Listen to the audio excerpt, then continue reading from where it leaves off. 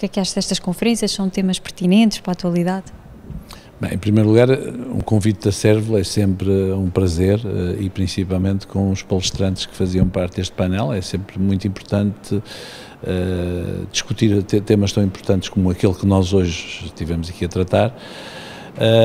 Acho que é importante, porque eu não sou jurista, como sabe, mas por vezes o contributo dos não juristas em matéria desta natureza, aqueles que no fundo têm que lidar com o equilíbrio em que é o interesse público e o que são os códigos aprovados, pareceu-me relevante estar cá. Onde é que eu não... Aqui estou bem? Ok.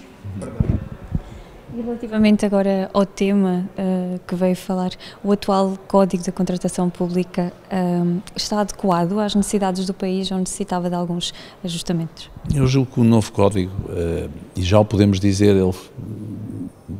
a última grande alteração ao Código foi em janeiro de 2018, e os exemplos que eu dei, que ali foram aliás referidos por várias pessoas, é que está totalmente desadequado à necessidade do interesse público. O interesse público nesta matéria há um fator preço, há um fator qualidade e um fator tempo. É evidente que este CPA garante provavelmente que as adjudicações são feitas ao melhor preço.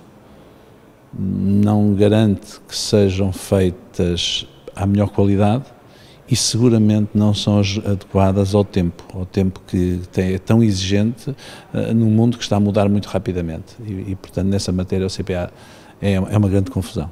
Algum caso em concreto durante o seu mandato que ilustre bem estes constrangimentos?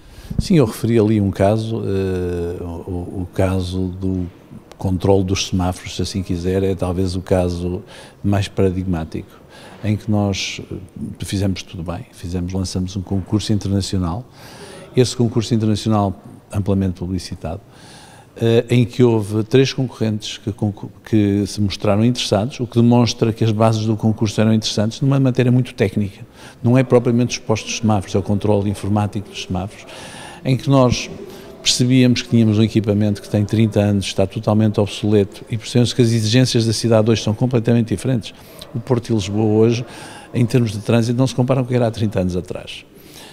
E a verdade é que quando finalmente tudo chegou ao seu fim, depois de um processo muito demorado, porque estes processos com prévia qualificação são muito demorados, quando nós adjudicamos surge uma previdência cautelar.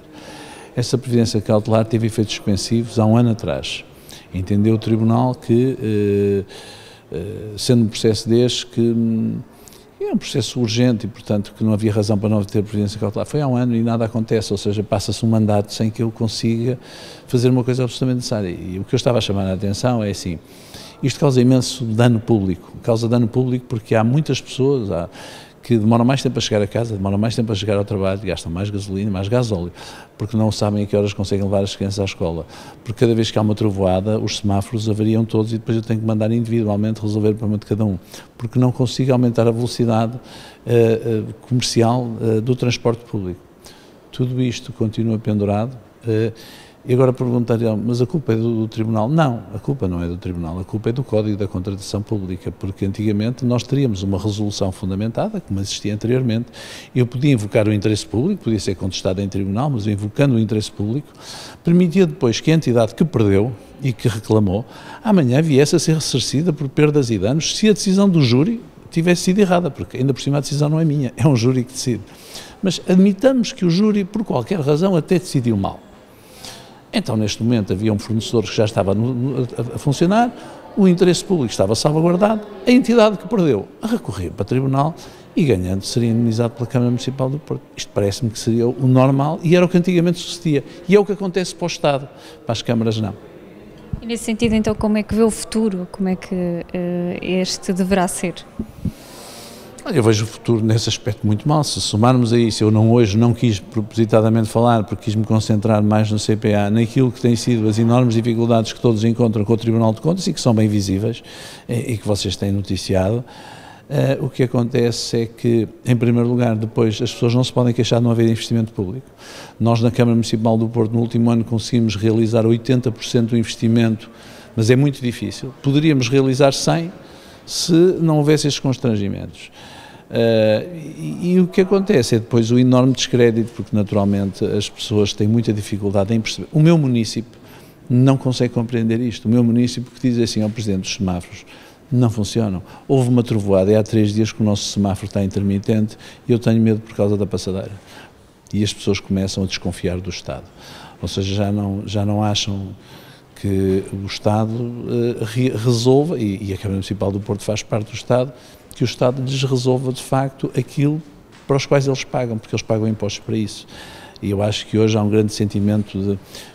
Quando nós dizemos que a máquina do Estado está a funcionar mal, os serviços públicos estão a funcionar mal, e todos nós achamos que estão a funcionar mal, devíamos questionar muitas vezes se estão a funcionar mal, porquê? Se também não é porque nós subitamente burocratizamos, por desconfiança, por autodesconfiança, de uma forma autodestrutiva, estamos a desconfiar desta capacidade. Falava-se, por exemplo, muitas vezes fala-se nos ajustes diretos. Dizem-se, o Estado faz muitos ajustes diretos. Repare, o facto de eu não ter podido consignar este contrato do controle dos semáforos, o que é que me está a obrigar?